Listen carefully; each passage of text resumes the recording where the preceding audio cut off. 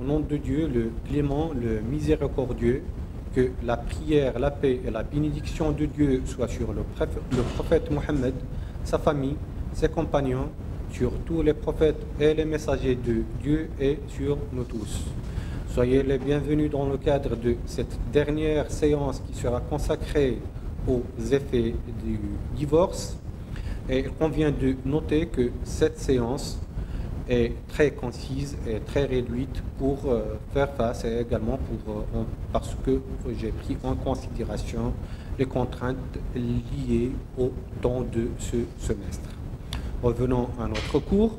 En ce qui concerne les effets du divorce, il convient de noter que, en vertu de l'article 72 du Code, la dissolution du mariage entraîne les effets prévus à compter de la date, soit du décès de l'un des conjoints ou d'un jugement déclaratif du décès, soit de la résiliation du mariage, du divorce sous contrôle judiciaire, du divorce judiciaire ou du divorce moyennant compensation.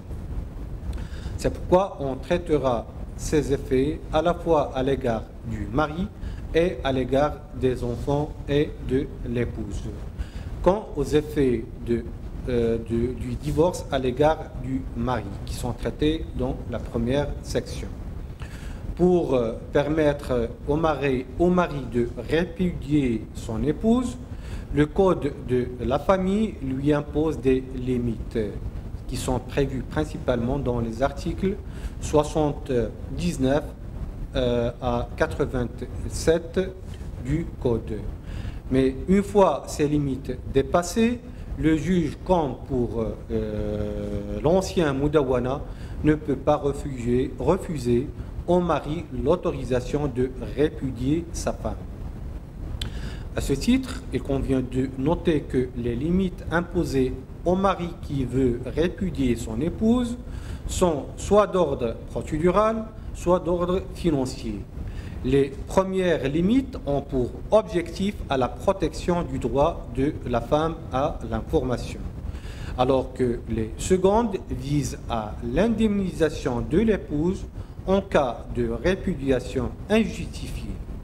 Les deux ordres de limites consacrent le changement par certains de leurs aspects. En général, sauf dans des rares cas, le divorce entraîne principalement des obligations à la charge de l'époux. Parfois, il lui accorde aussi des droits, notamment celui de la garde de ses enfants. En d'autres termes, les effets à l'égard du mari sont en principe les droits de la femme et de ses enfants. Là, maintenant, on va traiter la deuxième section, ou bien la seconde section, qui est relative aux effets du divorce à l'égard de la femme et des enfants. Et on commencera par les effets à l'égard de la femme.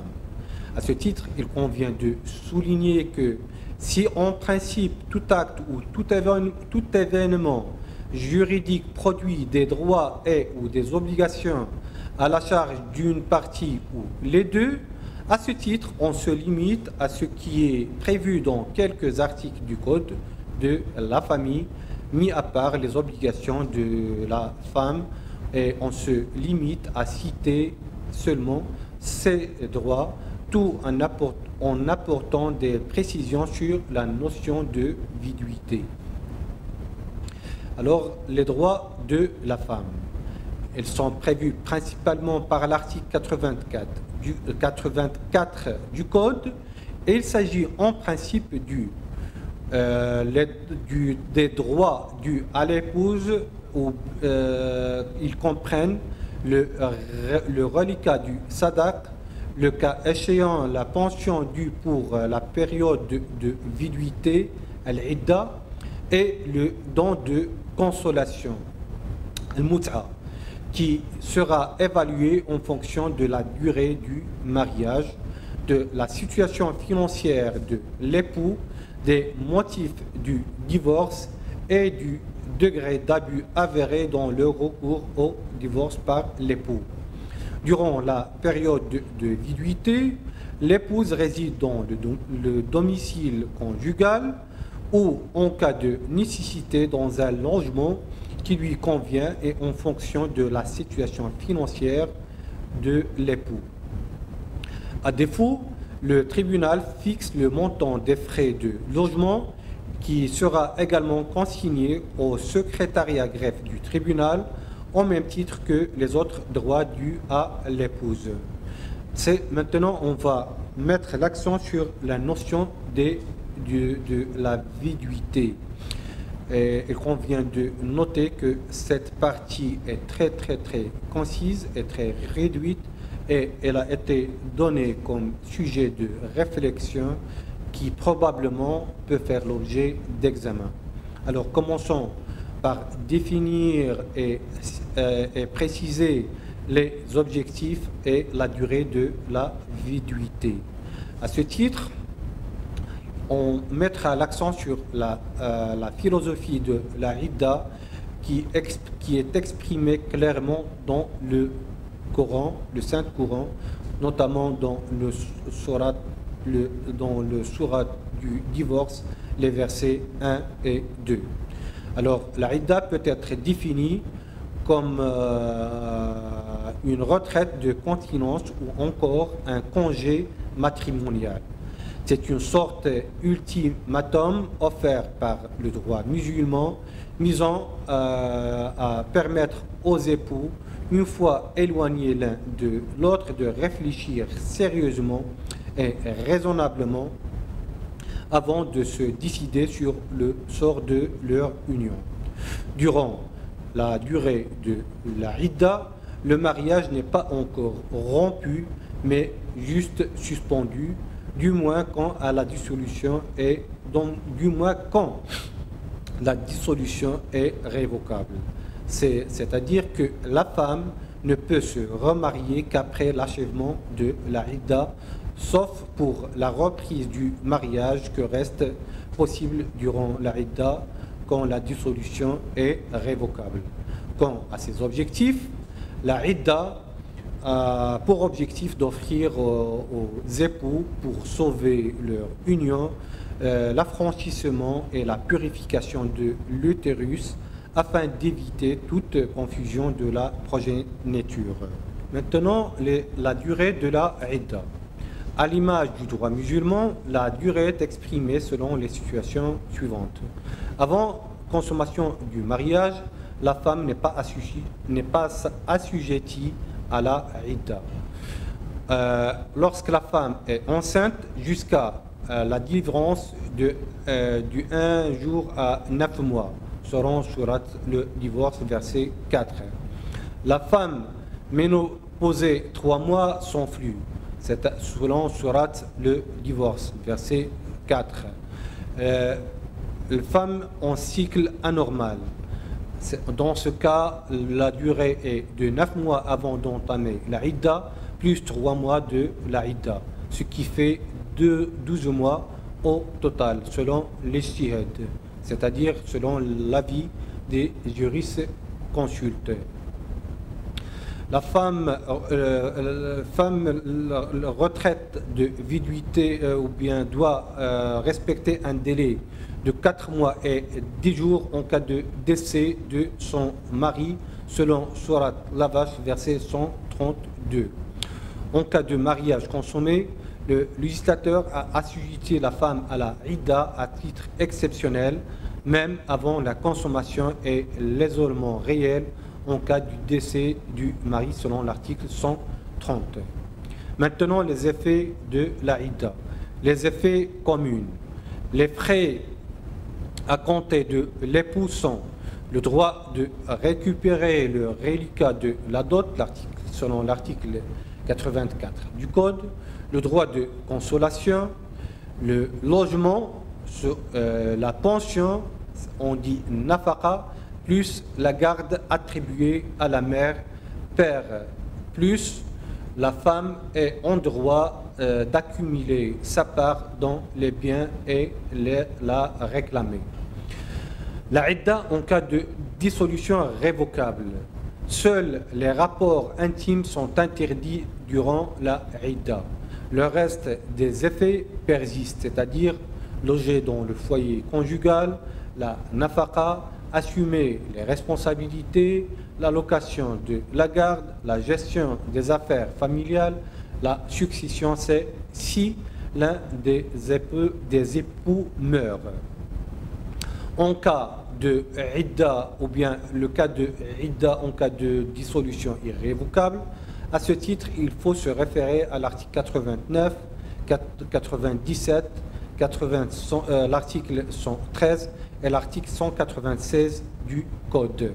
En cas de femme enceinte, elle a le droit, la femme a le droit au logement, plus la pension jusqu'à l'accouchement, plus la nafaqa ou bien la pension qui est due pour le divorce et la consolation et ainsi de suite. Pour la femme non enceinte, elle a le droit au logement. Et pour la femme aussi n'est plus tenue d'assurer la responsabilité, sauf ce qui concerne ses enfants. En vertu de l'article 84, la femme assure aussi la garde et mérite une allocation de garde. Quant aux effets à l'égard des enfants, selon le professeur Raja Naji, le législateur marocain s'attache à préserver les droits de l'enfant, qu'ils soient légitimes, illégitimes ou adoptifs. Il s'agit de droits fondamentaux tels que le droit à la vie, à l'identité, à l'épanouissement, à l'orientation, autant éducative que religieuse. De ce fait, deux effets principaux en découlent: le droit à la pension alimentaire et la garde. En ce qui concerne la pension alimentaire, on va commencer par une définition et déterminer ou bien préciser la composition de cette pension, la nafaqa. À ce titre, elle est définie comme, ou bien la nafaqa est un terme général qui englobe tout ce qui est nécessaire pour vivre dans la dignité et non pas uniquement la nourriture. C'est une manifestation de l'obligation d'entretien qui est prévue à l'article 189 alinéa 1 et qui englobe les composants suivants: l'alimentation, l'habillement, les soins médicaux, l'instruction des enfants et tout ce qui est habituellement considéré comme indispensable, sous réserve des dispositions de l'article 168 du Code de la famille. Maintenant, quant aux critères d'appréciation de la nafaqa. Selon l'article 85 du Code, les droits à pension alimentaire dus aux enfants sont fixés conformément aux articles 168 et 190 du Code, en tenant compte bien sûr de leurs conditions de vie et de leur situation scolaire avant le divorce. Aussi, l'article 190 prévoit que le tribunal se fonde pour l'estimation de la pension alimentaire sur les déclarations des deux parties et sur les preuves qu'elles produisent, sous réserve des dispositions des articles 85 et 199 du Code. Le tribunal peut faire appel à des experts à cette fin et les statuer en matière de pension alimentaire dans un délai maximum d'1 mois. En ce qui concerne la garde, selon l'article 163 du Code, celle-ci, ou bien la garde de l'enfant, consiste à préserver celui-ci de ce qui pourrait lui être préjudiciable, à l'éduquer et à veiller à ses intérêts. Il incombe à ce titre au père et à la mère tant que les liens conjugaux subsistent, selon l'article 164 du Code. Elle dure, sauf en cas de maladie ou d'handicap, jusqu'à ce que l'enfant atteigne l'âge de la majorité légale, qu'il soit de sexe masculin ou féminin en vertu de l'article 165 du Code. Cependant, En cas de rupture de la relation conjugale des parents, l'enfant peut, à l'âge de 15 ans révolu, choisir lequel de son père ou de sa mère assumer sa garde. En l'absence du père et de la mère, l'enfant peut choisir l'un de ses proches parents visés à l'article 171 du Code, sous réserve que ce choix ne soit pas incompatible avec ses intérêts et que son représentant légal dans son accord. C'est pourquoi on va préciser dans une première partie la partie à qui peut être confiée la garde, et ce avant de citer les litiges qui vont en découler, et ce d'une manière très brève. D'abord, le dévoluteur de la garde, on parle du haden en arabe. On va commencer par préciser les conditions requises dans la haden. D'abord, le père ou la mère, il faut ou un lien s'il s'agit d'un autre, le lien de parenté suffit. Pour les autres haden, il leur faut la majorité légale, la rectitude et l'honnêteté, la capacité d'élever, et il faut aussi qu'ils ne soient pas mariés. En cas de dissolution ou désunion, le dévoluteur de la hadana, c'est-à-dire de la garde, est désigné par accord mutuel des parents ou par jugement. En cas de défaut du haden, il appartient à toute personne intéressée et au ministère public de saisir le juge afin de désigner le haden le plus apte parmi les proches parents de l'enfant ou les tierces personnes ou l'institution. La gestion concertée à la garde.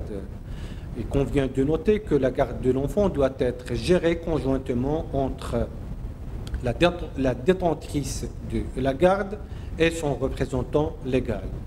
Le mahdoun, c'est-à-dire l'enfant gardé, ne doit coucher qu'au domicile de sa gardienne, à moins que le juge n'en décide autrement selon l'article 169 du Code. Cette gestion conjointe permettra à l'enfant de jouir des bienfaits de la tutelle et également de la hadana. En ce qui concerne les visites de l'enfant, ils sont réglementés de manière à garantir le droit de l'enfant à la continuité de ses rapports avec la famille du côté du parent non titulaire de la garde en vertu des articles 180 à 195. Quant au voyage du mahdoun, elle doit se faire avec l'accord préalable de son tuteur légal en vertu de l'article 179. Aussi, le ministère public est amplement impliqué dans les affaires de la famille. En ce qui concerne le règlement des litiges portant sur la garde, le tribunal est dévolu d'un pouvoir discrétionnaire pour désigner le haden le plus apte à assurer les droits et les intérêts de l'enfant. Toutefois, sa responsabilité peut être engagée tant sur le plan civil que sur le plan pénal s'il ne respecte pas ses engagements légaux. D'abord, sur le plan civil. Le gardien est tenu de respecter plusieurs obligations qui sont les droits de l'autre partie. À défaut, il risque de perdre la garde. Commençons par la visite. En ce qui concerne la visite, il existe un agent qui fixe les dates de celle-ci. Le retrait du droit de la haden en cas d'abus ou toute infraction à l'application de l'accord ou de la décision organisant les visites en vertu de l'article 184. En cas de décès de l'un des parents de l'enfant en garde, les proches parents du défunt s'y substituent pour solliciter la supervision et le tribunal garantit le droit aux visites organisées selon les règles précitées ou bien selon les précités et qui sont prévues principalement dans l'article 185. La perte de la garde, elle est prévue dans l'article 173 et ces cas concernent le service, notamment le service médical, ou bien en cas du mariage de la personne chargée de la garde. Toutefois, il convient de noter qu'il existe des cas où la hadana sera maintenue exceptionnellement. C'est le cas pour la mère si l'enfant n'a pas dépassé 7 ans, si l'enfant est atteint d'une maladie ou une invalidité et si elle est la tutrice légale de l'enfant. Aussi, en cas de perte de la hadana, celle-ci peut être récupérée dans les cas suivants. Le dévoluteur de la garde recouvre son droit de garde une fois l'obstacle qui l'empêchait de l'exercer ait disparu. Et dans tous les cas, le tribunal peut reconsidérer la dévolution de la garde dans l'intérêt de l'enfant selon l'article 170. Quant à la responsabilité pénale, ici on se limitera à quelques cas qui concernent le voyage du mahdoun à l'étranger. Et dans ce cas, le gardien risque d'encourir les peines qui sont prévues pour l'enlèvement de l'enfant et également en cas de délaissement du mahdoun. Et dans ce cas, le gardien risque d'encourir une responsabilité pour le délit d'abandon du famille qui est prévu par l'article 479 du Code. Alors, cette partie, c'est ce qui peut être dit à propos de cette partie et je vous remercie pour votre attention et je vous souhaite plein de succès dans vos parcours. Et merci encore une fois pour votre attention.